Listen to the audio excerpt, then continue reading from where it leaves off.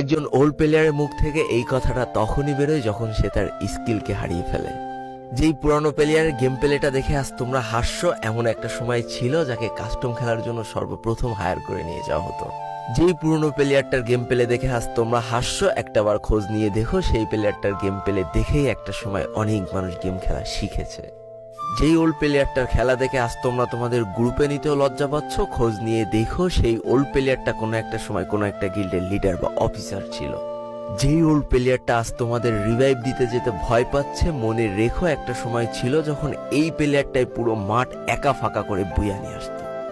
যেই নতুন প্লেয়ারগুলো শুধুমাত্র ডাইনামিক ডুয়োর সাথে গেম খেলার জন্য সারা রাত জাগো, তোমরা মনে রেখো যারা ওল্ড প্লেয়ার ছিল তারা সারা রাত খালি ট্রেনিং পিটাতো নিজেদের স্কিল ভালো করার জন্য। আমি জানি আজকের দিনের যারা অন ট্যাপ মারা প্লেয়ার তারা কখনোই ফিল করতে পারবে না যে বসে জুম করে উঠে হেডশট মারার মজাটা আসলে কি ছিল।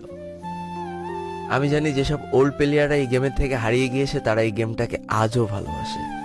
জীবনে এমন হাজারো ওল্ড প্লেয়ার আছে যাদের ফ্রি ফায়ারই ছিল জীবনে প্রথম রাত জাগার কারণ। আমি জানি এমন হাজারো ওল্ড প্লেয়ার আছে যাদের রেজাল্ট খারাপ করারও প্রথম কারণ ছিল এই ফ্রি ফায়ার। আজকের দিনের নতুন প্লেয়াররা উচ্চ স্বরে বলে আমি ফ্রি ফায়ার গেমটাকে প্রচুর ভালোবাসি, আর যারা ওল্ড প্লেয়ার ছিল তারা বলতো ফ্রি ফায়ার আমার ইমোশন। একটা না দুইটা না অনেক কটি বছর এই ফ্রি ফায়ার গেমটার সাথে কাটিয়ে দিয়েছি, অনেক ভালো ভালো বন্ধু পেয়েছি, আবার অনেক মানুষকে হারিয়েও ফেলেছি। আমি জানি এমন অনেক ওল্ড প্লেয়ার আছে যারা এখনো এই ফ্রি ফায়ার গেমটাকে দিনের পর দিন খেলেই চলেছে সেই ইমোশনের জায়গা থেকে। স্যালুট তাদেরকে।